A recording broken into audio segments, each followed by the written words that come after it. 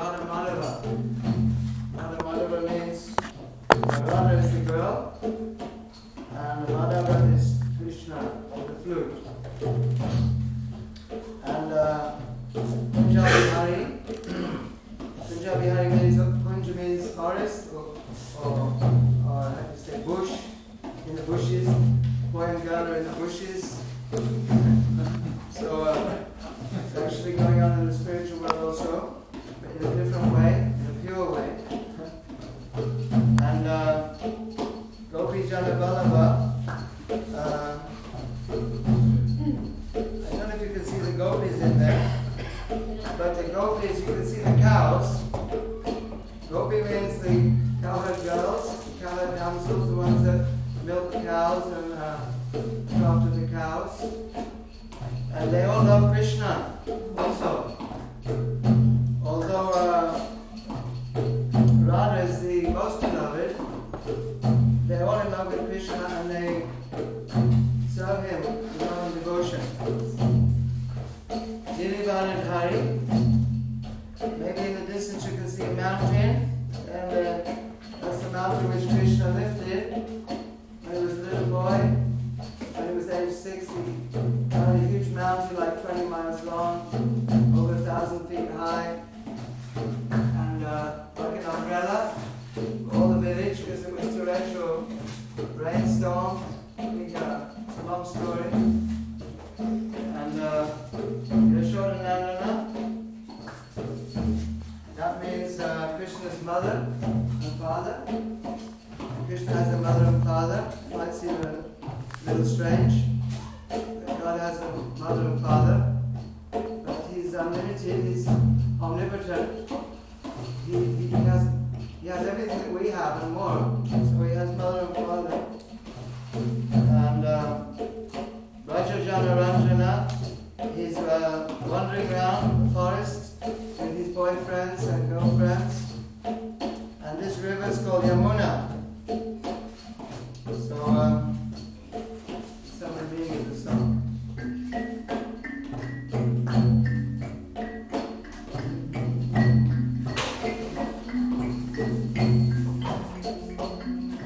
Gopi Jana Vallabha, Gopi Jana Vallabha, Girivaradhari. Gopi Jana Vallabha, Girivaradhari. Gopi Jana Vallabha, Girivaradhari. Yashodanandana,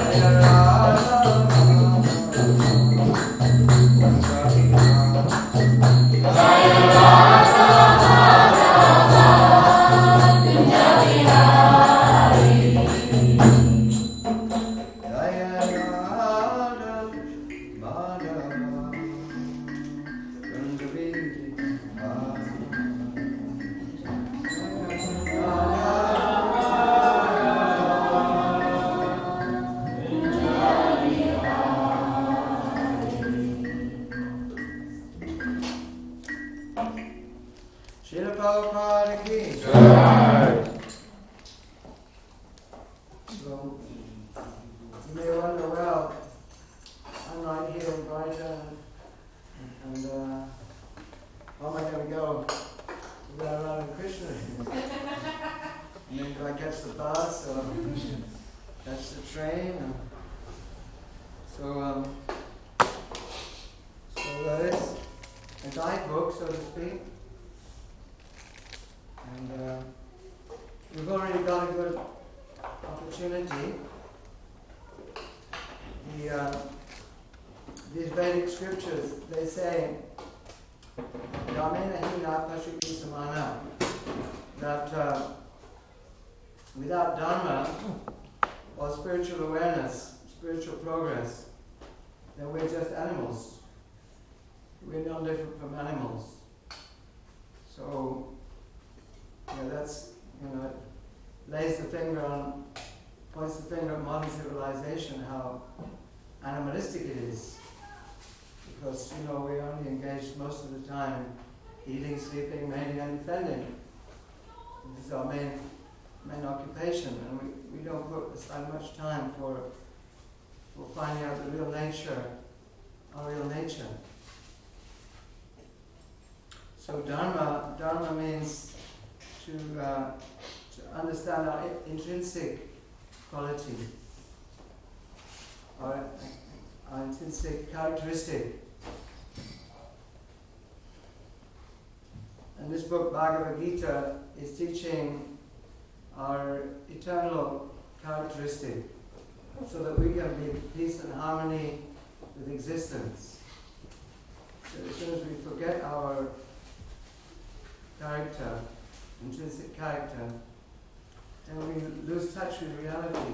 We go into a ersatz, or like an artificial existence, like a dream.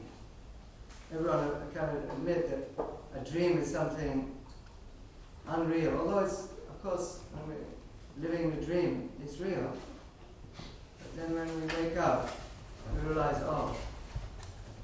it was insubstantial. I couldn't find my real happiness in that dream. So the Bhagavad Gita, Krishna explains that even this world we're living in is a big kind of dream. It's a more elaborate dream. We're all collaborating in it. We've all got our part to play in it. But it's still artificial. So this Sanatana Dhamma, or eternal activity of the soul, is something like something irreducible. In modern science, we want to reduce everything to chemicals, atoms, molecules, DNA, RNA, nucleic acids, and so on. On our microscopes and our speculations, mathematical formulas. We want to reduce everything to a simple, unified theory. And the idea is that to unify everything, we must reduce it. But what Krishna is saying is there is a unified theory, but it's spiritual.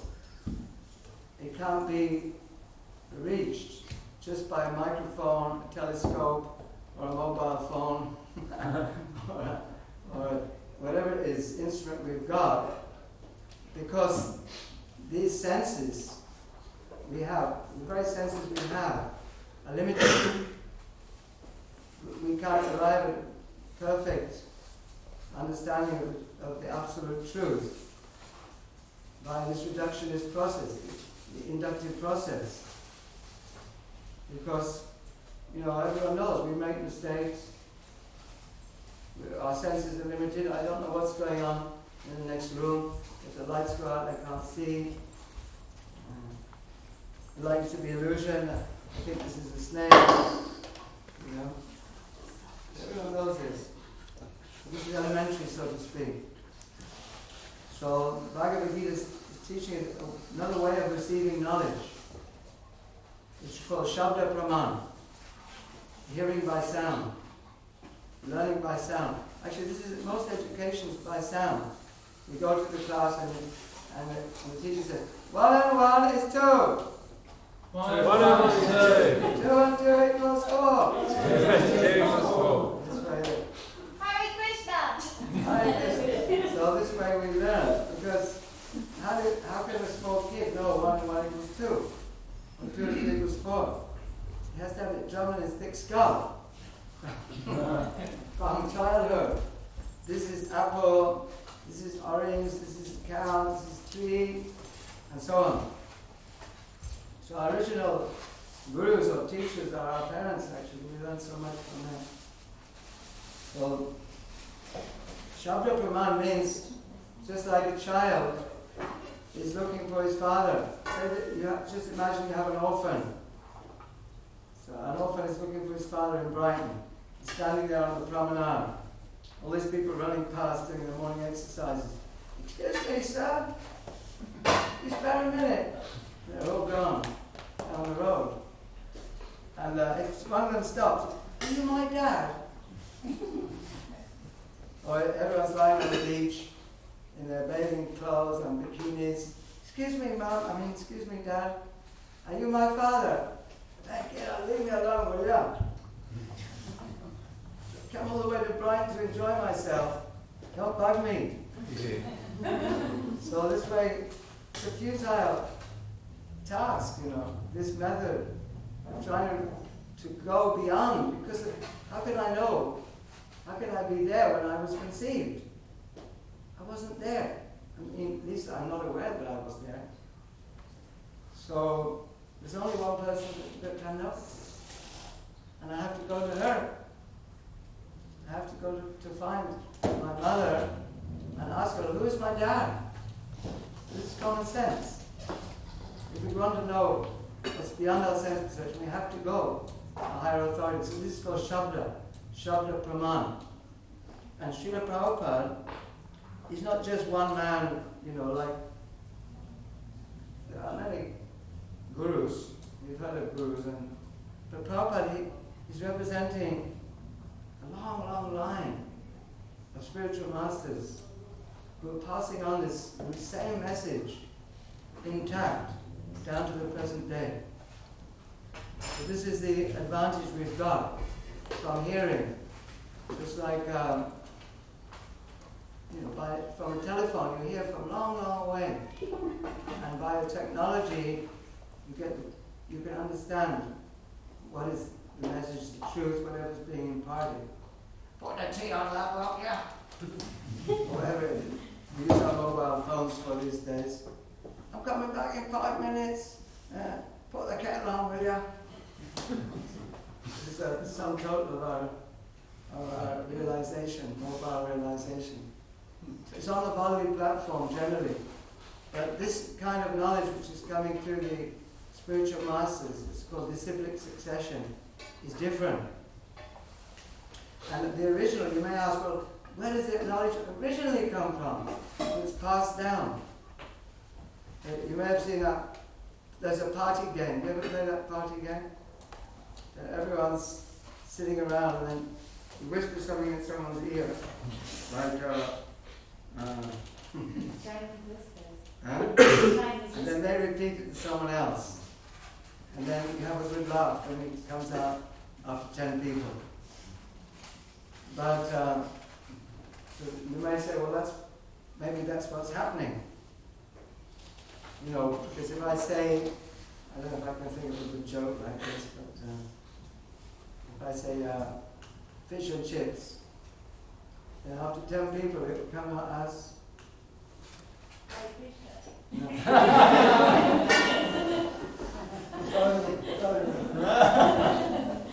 I said the wrong thing there. You said fish and chips. I should have said pakoras and puris.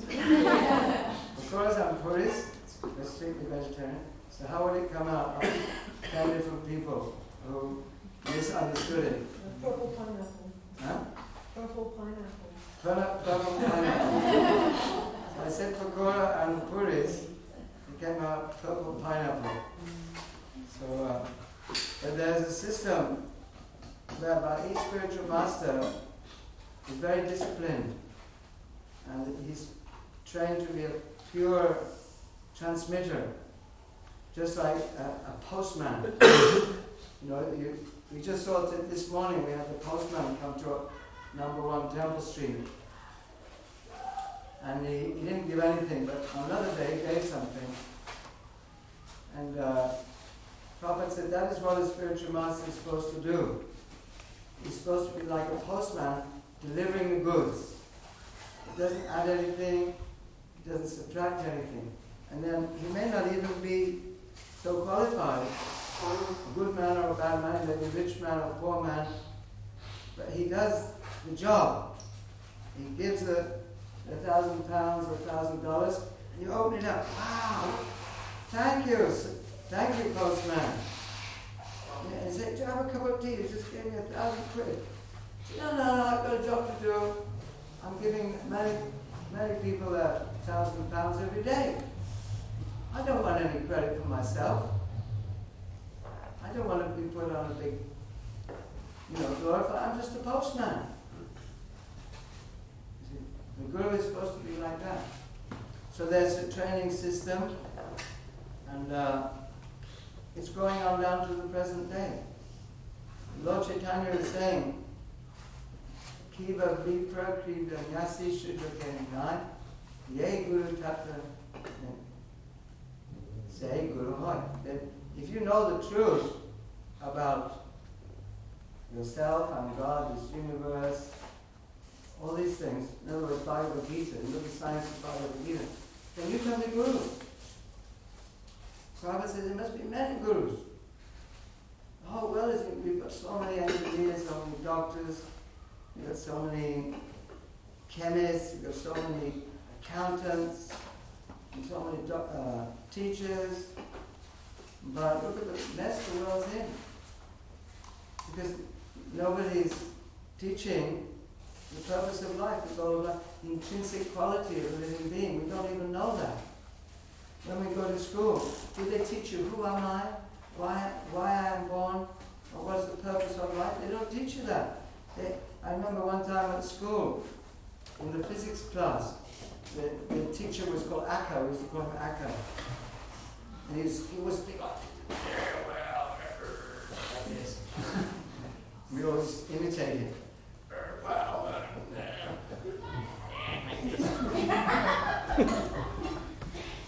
And he wrote this huge formula, like stretched like for miles. So all the complicated mathematical things, And he said, "Get it down, write it down." So me and my friend were sitting at the back, and we were having, we thought this is absurd, So we put up a hand, and we said, "Excuse me, sir." He said, "What is it?" I said, "Why?" He said, "Don't disturb, don't ask why. Just get it down, pass it down. Pass it down, you've done a good job, so don't ask why. If you want to ask why, go to religious instruction class. We're not here to teach why." You thought we were just having a class, actually we were. We were trying to discern the time. So he couldn't answer why. So this is a fundamental question for a human form of life. That a human being asks why. Animal doesn't ask why. He can't. He's too much programmed. Eating, sleeping, mating, defending. Eating, sleeping, mating, defending. It's just programmed. If you observe animals, insects, birds, they're programmed. They've got a very tight program. We love them. But they don't have this faculty which the human being has. So, one of the faculties that the human being has is that he can hear from higher authority. I just want to read one verse from Bhagavad Gita, and we can have some questions. It's a very fundamental part of Bhagavad Gita. It's teaching us about our identity. And that's a very simple example Krishna is giving. So we start with this invocation. Some of you may know this.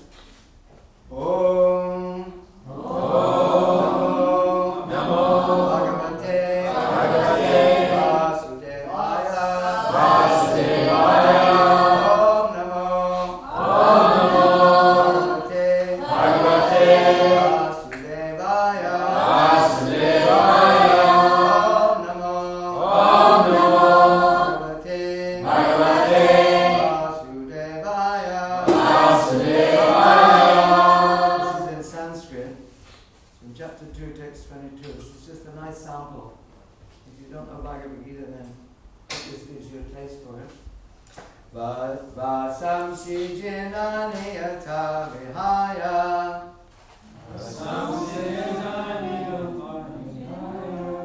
Navan, this is like a real tongue twister. This is a Sanskrit tongue twister.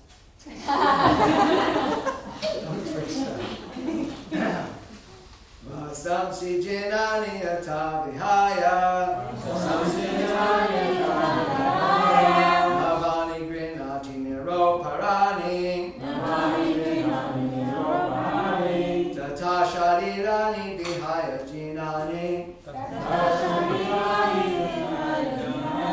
Anyani samyati navani dehi. It's very difficult to learn this one. I mean, I still haven't learned it in 40 years, this one. So I've learned other verses, but this one, it defeats me. So we can do some word for it. Vashamshi, garments. Jirnani, old and worn out. Yata, just as. Vihaya, giving up. Navani, new garments. Grinati, does accept. Naraha, a man. Aparani, others. Tata, in the same way. Sharirani, bodies. Vihaya, giving up. Jinani, old and useless. Anyani, different. Samyati, verily accepts. Navani, new sets. Dehi, the embodied. Translation and commentary by our spiritual master Srila Prabhupada. Srila Prabhupada ki jai. As a person puts on new garments, giving up old ones, the soul similarly accepts new material bodies, giving up the old and useless ones.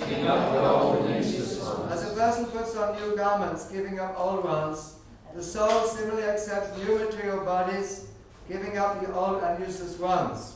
Purport. Change of body by the atomic individual soul is an accepted fact. Even the modern scientists who do not believe in the existence of the soul, but at the same time cannot explain the source of energy from the heart, have to accept continuous changes of body, which appear from childhood to boyhood, and from boyhood to youth, and again from youth to old age. It's practical. This is not some belief. Whether you're Christian, Hindu, or Muslim, everyone's changing their body. They don't even teach this at school. It's so obvious.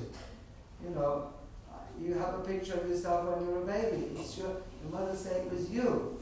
Maybe you can remember. So you're the same, the body's changing. From old age, the change is transferred to another body. That's also logical. We're changing our body continuously. Actually, I was reading that every hour, 300,000 red blood cells are destroyed and are created every hour in our body. So every day our body is changing. Literally, the atoms are not the same. So it's true. This has already been explained in previous verse 213. Transference of the atomic individual soul to another body is made possible by the grace of the super soul. Super soul means Krishna, who is also within the heart. He knows what's going on, and he arranges our change into a new body which is appropriate to our desires and what we've done in this life. The super soul fulfills the desire of the atomic soul as one friend fulfills the desire of another. The Vedas, like the Mandika Upanishad as well as the Svetasvatara Upanishad, compare the soul and the super soul to two birds in a tree. Two friendly birds in a tree, in the same tree. One of the birds, the individual atomic soul, that's me and you, is eating the fruit of the tree. We're trying to enjoy in this temporary dream-like world. And the other bird, Krishna, is simply watching his friend. Just watching. Of these two birds, although they are the same in quality, one is captivated by the fruits of the material tree, while the other is simply witnessing the activities of his friend. Krishna is the witnessing bird, and Arjuna is the eating bird, or we are the eating bird. Although they are friends, one is still the master and the other is the servant. Forgetfulness of this relationship by the atomic soul is the cause of one's changing his position from one tree to another or from one body to another. The jiva soul, that means individual soul, is struggling very hard on the tree of the material body. But as soon as he agrees to accept the other bird as the supreme spiritual master, as Arjuna agreed to do by voluntary surrendering unto Krishna for instruction, the subordinate bird immediately becomes free from all lamentation. The dream is broken. The bad dream is broken. The nightmare is over. When we understand, actually, we're not this body, we're eternal, and we have a relationship with Krishna. Both the Mandika Upanishad and Svetasvatara Upanishad confirm this. Then there's a Sanskrit verse. I won't bother you with that. Although the two birds, this is the translation, although the two birds are in the same tree, the eating bird is fully engrossed with anxiety and moroseness as the enjoyer of the fruits of the tree. But if in some way or other he turns his face to his friend, the Lord, and knows his glories, at once the suffering bird becomes free from all anxieties. Arjuna has now turned his face towards his eternal friend Krishna and is understanding the Bhagavad Gita from him. And thus hearing from Krishna, he can understand the supreme glories of the Lord and be free from lamentation. Arjuna is advised herewith by the Lord not to lament for the bodily change of his old grandfather and his teacher.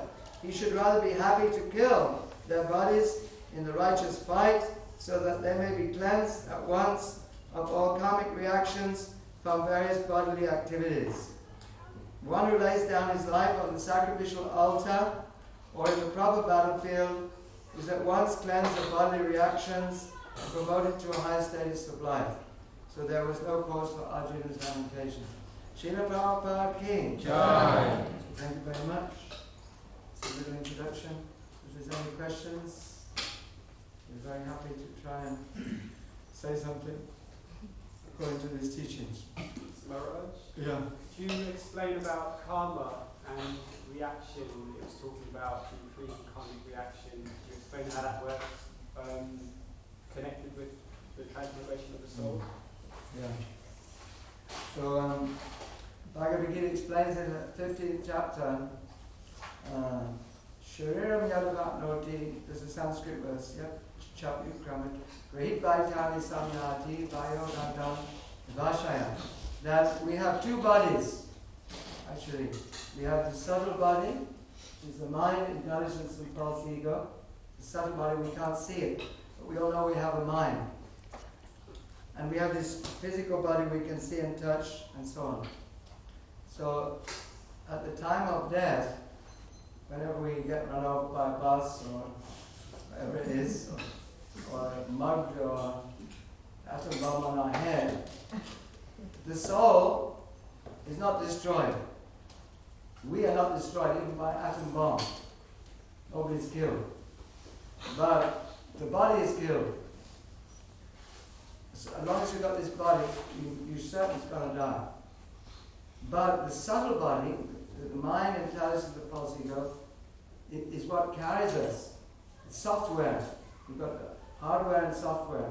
So the software is going with the soul, the antimaterial particle, or you've got the spiritron.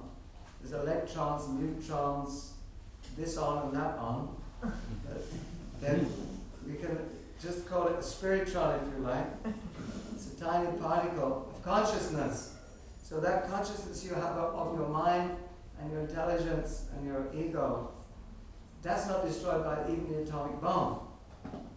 And because it's so subtle. And it goes to a higher authority. And they check you out.